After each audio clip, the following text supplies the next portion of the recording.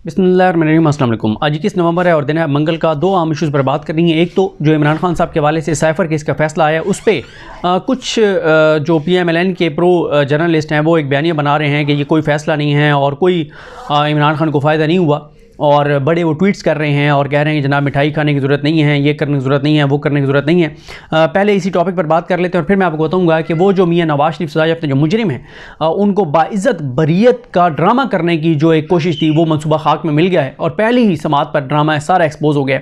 1100 और तकरीबन 73 सेकंड की ये समात थी, और क्योंकि मियां नवाज शरीफ की समातें तो सेकंड्स में होती हैं, ये इमरान खान है जिसकी दिनों में होती हैं, घंटों में होती हैं। नवाज शरीफ की समातें आमिर फारूक साहब की अदालत में सेकंड्स में होती हैं और रिलीफ उनको ऐसे मिलता है जैसे आप कहीं पे भी कोई मामला हो जाए तो 1112 जैसे पहुंचती है। इसी तरह से नवाज शरीफ के हक़ में फ़ैसले आ रहे हैं अदालतों से। अब आ जाएँ जो फ़ैसला है, मैं जल्दी उसका मतन मैंने ट्वीट भी किया है, EPI के लिंक आबिद अली ईरानी साहब ने इसको पूरा वो बनाया है, उस वहाँ पढ़ भी सकते हैं, लेकिन मैं 1.5 से 2 मिनट में कोशिश करूँगा इसको पढ़ के और साथ साथ आपको बताऊँ कि ये जो बयानी बनाया जा रहा है कि नहीं ये तो कोई फ़ैसला नहीं है, कोई फ़ायदा नहीं हुआ, तो क्या फ़ायदा हुआ है या नहीं हुआ है इमरान खान को, इस पर बात करते हैं। देखें पैराग्राफ नंबर 1 में अदालत की जानिब से कहा गया, यानी मियां गुल हसन औरंगज़ेब साहब और सम्मन रिफ़त इम्तियाज़ साहब की जानिब से कि इस्लामाबाद हाई कोर्ट की जानिब से 16 अक्टूबर 2023 को जारी किए गए फैसले के खिलाफ दायर की गई इंट्रा कोर्ट अपील काबिल समात है। पहला ही धचका कि आमिर फारूक साहब का जो फैसला था उसके खिलाफ जो इंट्रा कोर्ट अपील है वो काबिल समात है, यानी आमिर फारूक साहब का फैसला गलत है, गैर कानूनी है, गैर आईनी है, इसलिए यह दरख्वास्त काबिल समात है, इंट्रा कोर्ट अपील काबिल समात है। पहली बात। उसके बाद कहा गया है कि और ये intra court appeal law reforms ordinance 1972 के तहत दायर की गई थी। पैराग्राफ नंबर 2 अदालत ने लिखा है कि वजारत कानून और इंसाफ की तरफ से ऑफिशियल सीक्रेट एक्ट 1923 के तहत साइफर केस का ट्रायल करने वाली खुसूसी अदालत कायम करने के लिए जारी किया गया नोटिफिकेशन जायज़ और कानूनी है। ये वो नुकता है जहाँ जिसकी हद तक मामला सुप्रीम कोर्ट में जाएगा, PTI इसको चैलेंज करेगी कि जज की जो तकर्री है वो तैनाती है वो गैर आईनी है, तो इसको तहरीक इंसाफ जो है वो जो जज की तैनाती इसको चैलेंज वो करेगी तहरीक इंसाफ। इस हद तक आप कह सकते हैं कि तहरीक इंसाफ की बात नहीं मानी गई इमरान खान की। पैराग्राफ नंबर 3 इसमें लिखा गया है कि मजमूए ज़ाब्ता फ़ौजदारी 1898 में ऐसी कोई शिक नहीं है जो किसी मजिस्ट्रेट को मजबूर करती हो कि वो किसी मामूल की अदालत में केस का ट्रायल करे। मखसूस हालात और जहां इंसाफ के तकाजे पूरे करने के लिए मौजू हो तो ट्रायल जेल में भी किया जा सकता है। ताहम इस ट्रायल के दौरान ओपन ट्रायल या इन कैमरा ट्रायल के कानूनी तकाजे इसी तरह पूरे करने होते हैं जो कानून में वज़ा किए गए हैं। जज जेल में ट्रायल कर सकता है, बिल्कुल कर सकता है, इन कैमरा भी कर सकता है, लेकिन उसके लिए पूरा कानूनी तौर पे तमाम चीज़ों को फॉलो करना होगा। और जेल में अगर ट्रायल होगा ओपन होगा, इन कैमरा करना है तो वो अलग से एक ऑर्डर करना पड़ेगा कि इन कैमरा होगा और उसकी वजूहात देनी पड़ेंगी कि क्यों ये इन कैमरा होगा, क्या इसमें ऐसी बात है। पैराग्राफ नंबर 4 इसमें लिखा गया है कि 29 अगस्त 2023 को वजारत कानून की जानिब से जारी किया गया नोटिफिकेशन गैर कानूनी करार दिया जाता है और इसका कोई कानूनी असर नहीं होगा और हुकूमत मजमूए ज़ाब्ता फ़ौजदारी कानून की शिक 352 समेत लाहौर हाई कोर्ट के रूल्स की रोशनी में कानूनी तकाज़े पूरे करते हुए अहकाम जारी करे। यानी अदालत ने कहा है कि 29 अगस्त को जो नोटिफिकेशन किया गया था कि इमरान खान की का जेल में ट्रायल होगा, समातें होंगी, उसको अदालत ने कहा है कि ये नोटिफिकेशन गैर आईनी है, गैर कानूनी है। पैराग्राफ नंबर 5 इसमें कहा गया है कि जेल ट्रायल से मुतालिक 12 सितंबर, 25 सितंबर, 3 अक्टूबर और 13 अक्टूबर को वजारत कानून और इंसाफ की जानिब से जारी किए गए नोटिफिकेशन बगैर कानूनी इख्तियार के जारी किए गए, इसलिए उनको कलअदम करार दिया जाता है और उनका कोई कानूनी असर नहीं है। इस हवाले से भी तमाम नोटिफिकेशन मजमूए ज़ाब्ता फ़ौजदारी की शिक 352 और लाहौर हाई कोर्ट रूल्स की रोशनी में जारी किए जाने चाहिए।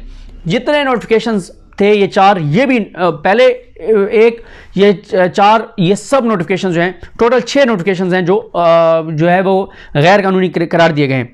उसके बाद अदालत ने कहा है कि काबीना के फैसलों के बाद वजारत कानून की तरफ से 12 नवंबर, 13 नवंबर और 15 नवंबर को जो नोटिफिकेशन जारी किए गए थे उनका कोई कानूनी असर नहीं है, क्योंकि ये नोटिफिकेशन खुसूसी अदालत के जज की हदायत पर जारी नहीं किए गए थे। मजमूए ज़ाब्ता फ़ौजदारी की शिक 352 के तहत इस हवाले से नोटिफिकेशन के लिए खुसूसी अदालत के जज जुडिशल कार्रवाई के दौरान अहकाम जारी करते हैं। यानी ये नहीं है कि जज जो है वो ख़त लिखता रहे और ख़त की बुनियाद पे जेल ट्रायल आप करें, नहीं, जज को जुडिशल ऑर्डर पास करना पड़ेगा। और ये भी मैं आपको बता दूं कि ये सब नोटिफिकेशन इल्ज़ाम है कि ये सारे नोटिफिकेशन बाद में तैयार किए गए और गैप्स फिल करने के लिए ये सारे पेपर ट्रेल पूरी की गई बाद में। पहले ये कोई लेटर नहीं थे, बस एक फैसला हुआ और उस पर इम्प्लीमेंट शुरू हो गया। जब सवाल उठे अदालत में तो फिर ये बैक डेट्स में ये नोटिफिकेशन जो है वो तैयार किए गए हैं, लेकिन जो बैक डेट में तैयार भी किए गए हैं वो भी सब उनका कोई कानूनी असर अदालत ने कहा कि नहीं है।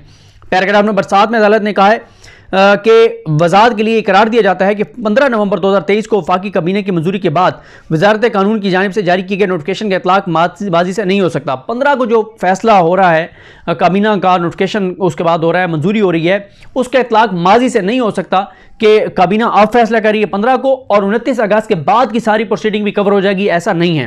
पैराग्राफ नंबर 8 में अदालत ने करार दिया कि 29 अगस्त 2023 से होने वाली अदालती प्रोसीडिंग्स 15 अगस्त को ऑफिशियल सेक्रेटरीट की शिक 5 और 9 के तहत FIA के इंसदाद दहशतगर्दी विंग की तरफ से दर्ज की जाने वाली FIR नंबर 6 2023 पर जेल में किए गए ट्रायल को ओपन ट्रायल नहीं कहा जा सकता, इसलिए इसे कलअदम करार दिया जाता है। आमिर फारूक साहब ने क्या कहा था कि वो कानूनी है सब कुछ, इन्होंने क्या कहा है कि वो गैर आईनी है, गैर कानूनी है, गलत है, बिल्कुल ठीक नहीं है। तो ये बहुत बड़ा इमरान खान के हक में है कि इमरान खान जो आमिर फारूक साहब के बारे में कहते हैं वो दुरुस्त साबित हो रहा है।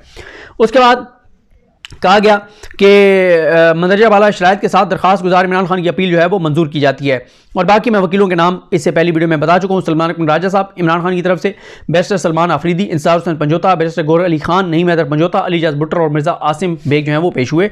बाकी मैं नाम आपको बता चुका हूँ। अब आ जाएँ दूसरा जो मामला है, देखें सजायाफ्ता मुजरिम मियां मोहम्मद नवाज शरीफ जो हैं वो ये चाहते हैं कि एक ड्रामा क्रिएट किया जाए जिसमें ये लगे कि नैब ने पूरा टिल लगाया नवाज शरीफ को कन्विक्ट करवाने के लिए, नैब ने पूरे दलाइल दिए, नैब ने अपनी तरफ से पूरे सबूत रखे, लेकिन वो साबित नहीं कर सके और मियां नवाज शरीफ बाइज्जत बरी हो गए। क्या बात है, मुबारकबादें हों, रसगुल्ले मुंह में ठोंसे जाएं, बड़ी शादियाने बजाए जाएं, बड़ा ढोल हो, बड़ा रक्स हो, बड़ा जश्न हो कि बाइज्जत बरी हुए हैं। और वो जो एक लाडले की छाप है, जो कि छाप नहीं है, जो कि हकीकत है, वो जो एक रियलिटी है कि ये बरी होंगे नहीं, करवाए जाएंगे, वो जो एक सारी ये जो तासुर और ये सारी चीज़ें हैं ताकि वो ना बने और तासुर यही दिया जाए कि मियां साहब बाइज्जत तौर पे बरी हुए हैं। नैब ने अपना पूरा टिल लगाया, क्या उन्होंने तैयारी करके आई थी नैब, लेकिन कुछ नहीं मिला, कुछ नहीं था मियां साहब, लेकिन वो सारा मंसूबा खाक में मिल गया है। नैब की पहली समात पे बैटरी डाउन थी और वो पूरा आज नैब ने बताया, अपने अमल से बताया और कह के भी लगे अदालत में कि जनाब ये सब फ्रॉड है, फसाद है, सब ड्रामा है, सब अदाकारी है, सब आंखों का धोखा है, ये सारा ड्रामा क्रिएट किया जा रहा है। मैं आज की आपको 1173 सेकंड की समात, 19 मिनट और चंद सेकंड्स की जो समात है वो मैं आपको बताता हूं कि हुआ क्या। जैसे ही समात का आगाज हुआ तो chief justice Islamabad high court justice Aamir Farooq ने नवाज शरीफ के वकील को मुखातिब करते हुए कहा, अच्छा इससे पहले यह है कि बड़ी सिक्योरिटी वहाँ पे बड़े कार्ड जारी किए गए थे, कोई चीज़ नहीं चली।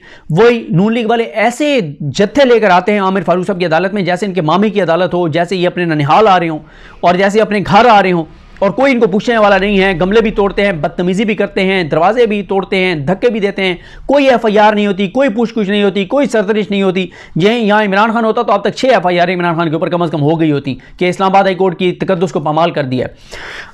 अच्छा, इसमें समात का आगाज़ हुआ तो चीफ जस्टिस ने नवाज शरीफ के वकील को मुखातिब करते हुए कहा कि हम केस मैनेजमेंट कर लेते हैं, इस हिसाब से आगे चलेंगे। जैसे मरियम की मीडिया मैनेजमेंट थी तो आमिर फारूक साहब ने कहा कि केस मैनेजमेंट हम कर लेते हैं, उसके मुताबिक आगे चलेंगे।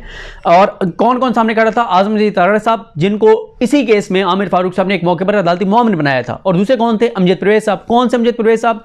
जो इलेक्शन कमीशन के इमरान खान के खिलाफ वकील हैं और अवाम के टैक्स के पैसों से उनको फीस दी जा रही है तोशाखाना केस में। और जज हुमायूं दिलावर की अदालत में भी यही पेश हुए थे इलेक्शन कमीशन की जानिब से। आज़म मजीद तारड़ ने कहा कि हमने केस का सीक्वेंस बनाया है, पहले एवन फील्ड रेफरेंस में सदा के खिलाफ अपील पर दलाइल देंगे। चीफ जस्टिस ने उनसे इस्तफसार किया कि आप दोनों अपीलों पर दलाइल में तकरीबन कितना वक्त लेंगे। नैब से भी पूछते हैं कि वो कितना वक्त लेंगे। नवाज शरीफ के वकील अमजद परवेज ने अपने दलाइल का आगाज़ करते हुए कहा कि हमने आज के लिए एवन फील्ड अपार्टमेंट्स रेफरेंस की तैयारी की है। तो उस पर आमिर फारूक साहब ने अमजद परवेज साहब से इस्तफसार किया कि आपको दलाइल देने के लिए कितना वक्त चाहिए होगा। अमजद परवेज ने मौका अपनाया कि यहाँ एवन फील्ड अपार्टमेंट्स और अल अजीज़िया स्टील मिल्स रेफरेंस में सजा के खिलाफ 2 अपीलें ज़ेर समात हैं। इस दौरान आज़म मजीद तारड़ ने कहा कि सुप्रीम कोर्ट में शरीक मुल्ज़मान की बरियत के फैसले को चैलेंज नहीं किया गया था। बरियत का फैसला चैलेंज ना होने के बायस वह हतमी सूरत इख्तियार कर चुका है। यानी वो जो मुकमुका के तहत जो इक़्तिदार इनको दिया गया, फिर इदारों को मैनेज किया गया, अदालतों को मैनेज किया गया, जब इनको इस्लामाबाद हाई कोर्ट से बरी करवाया गया मरीम नवाज़ को और कैप्टन सफदर को, उसको क्योंकि नैब ने चैलेंज नहीं किया था सुप्रीम कोर्ट में, उस चीज़ को अपने दलील के तौर पर कि देखें वो तो बरियत का फैसला हतमी हो चुका है। ज़ाहिर है जब सारे इदारे सपोर्ट कर रहे थे और ज़बरदस्ती इक़्तिदार भी दिया गया था, ज़बरदस्ती हुकूमत भी गिराई गई थी, ज़बरदस्ती बरी भी कराया गया था, तो फिर नैब भी अपनी थी, सारे इदारे साथ थे, तो किसने चैलेंज करना था?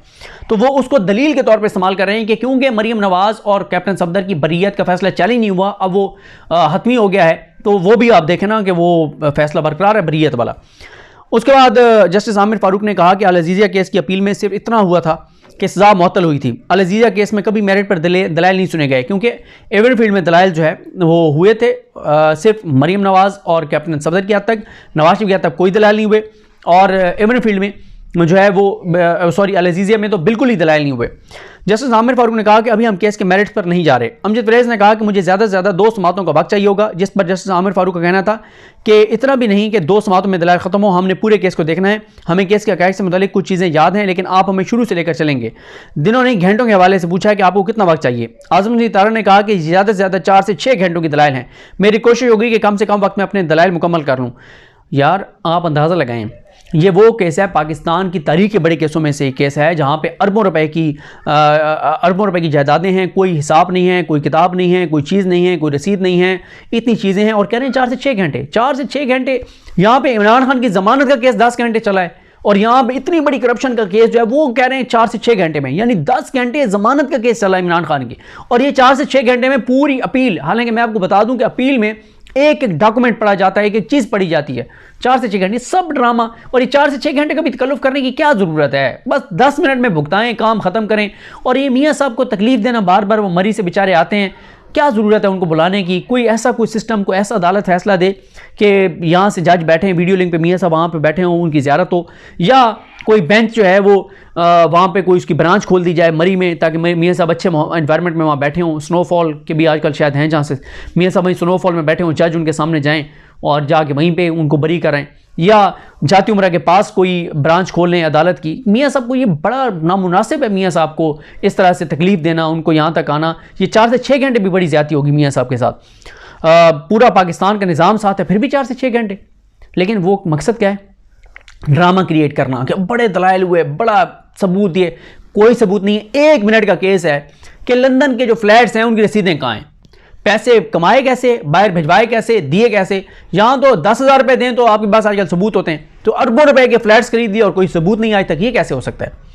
क्योंकि असल वहाँ पे मसला यही है कि इन्होंने 1993 से 92-93 में 1990 से लेकर 93 के दरमियान लिए थे, और अदालत में बाद में उन्होंने 2006 का कहा था, इसलिए आज तक ये रसीदें दिखाते ही नहीं हैं कि उन्होंने लिए कब थे एक्चुअल फ्लैट्स। जस्टिस मियां गुल हसन और मुज़ैब ने वकला को मुखातिब करते हुए कहा कि आपने एवनफील्ड अपार्टमेंट्स और अज़ीज़िया स्टील मिल्स रेफरेंस के भी दलाइल देने हैं। इस दौरान चीफ जस्टिस आमिर फारूक ने कहा कि अल अज़ीज़िया स्टील मिल्स रेफरेंस में दलाइल बिल्कुल नहीं हुए, वो अलग है। अल अज़ीज़िया रेफरेंस में नवाज शरीफ की अपील गैर मौजूदगी पर खारिज हुई थी। चीफ जस्टिस ने अमजद परवेज़ से कहा कि अल अज़ीज़िया रेफरेंस में अपील तो बेंच के दोनों मेंबरान ने नहीं सुनी हुई। आप फिलवक्त अल अज़ीज़िया स्टील मिल्स रेफरेंस को भूल जाएं, आप सिर्फ एवनफील्ड अपार्टमेंट्स रेफरेंस की हद तक रहें। एवनफील्ड रेफरेंस में अपील मैंने सुनी हुई है, कुछ चीज़ें मेरे जहन में हैं। एवनफील्ड अपार्टमेंट्स रेफरेंस की हद तक बताएं कि दलाइल के लिए कितना वक्त चाहिए होगा। अमजद परवेज़ ने कहा कि ज़्यादा से ज़्यादा 4 से 6 घंटे मुझे चाहिए होंगे। चीफ जस्टिस ने नैब प्रोसिक्यूटर से कहा कि एवनफील्ड में हमने मुतअद्दिद समातों पर नैब से सवालात पूछे थे, नैब को दलाइल के लिए कितना वक्त दरकार है। तो जब नैब प्रोसिक्यूटर ने कहा कि उन्हें दलाइल के लिए तकरीबन आधा घंटा चाहिए होगा, तो अदालत में कह के लग गए।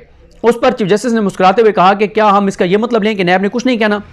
चीफ जस्टिस ने कहा चले हम आपको 1 से 2 घंटे दे देंगे। ये वो एक्सपोज है नैब, यानी आप ये देखें कि ये रियासत का केस है कि एक शख्स ने करप्शन लूट मार किया है, बाहर जायदादें बनाई हैं, रियासत का केस है। अगर नवाज शरीफ का वकील 6 घंटे दलाइल का कह रहा है तो इनको तो 16 घंटे दलाइल देने चाहिए कि नहीं नहीं इसने की है करप्शन, इसने की है लूट मार, इसने हिसाब नहीं दिया।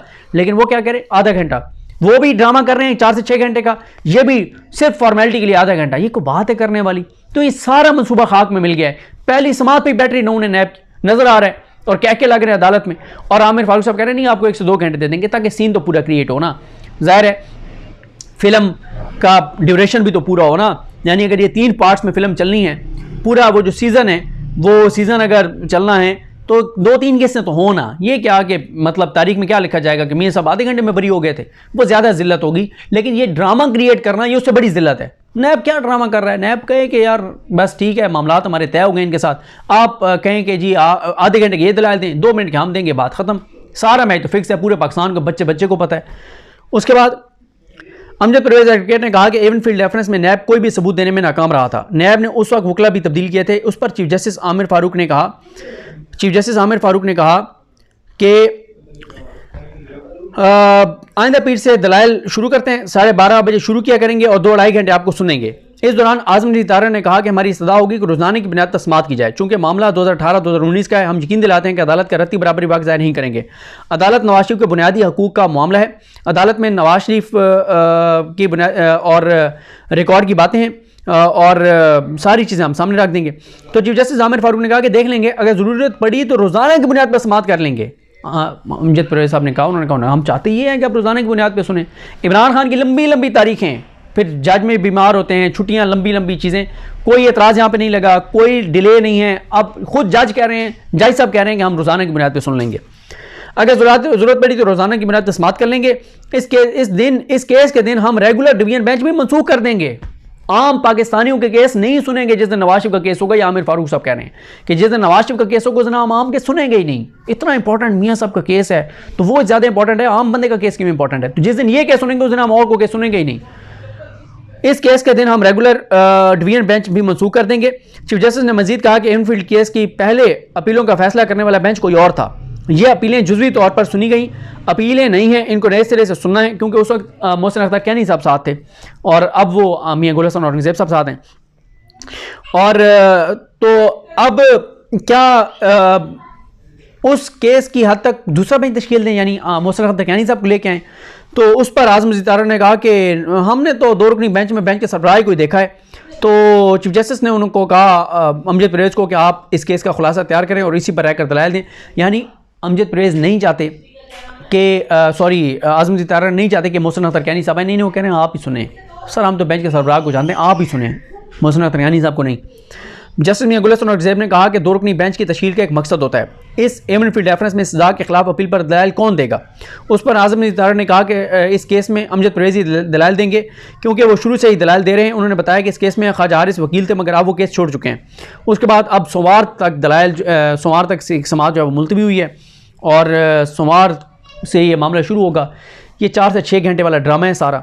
बस मैच नैब का फिक्स है शरीफ ख़ानदान के साथ, सारा मैच फिक्स है, पूरे पाकिस्तान को पता है। लेकिन ड्रामा क्रिएट करने का जो मंसूबा था वो फ्लॉप हो गया, खाक में मिल गया कि ड्रामा क्रिएट किया जाए कि लंबे लंबे दलाइल, ये वो, समाअत, टिकर, फलाना ढींगना, और एंड में जनाब अदालत ने सबूतों को देखा है, अदालत ने दलाइल सुना है, अदालत ने ये किया और वो किया और बाइज़्ज़त बरी।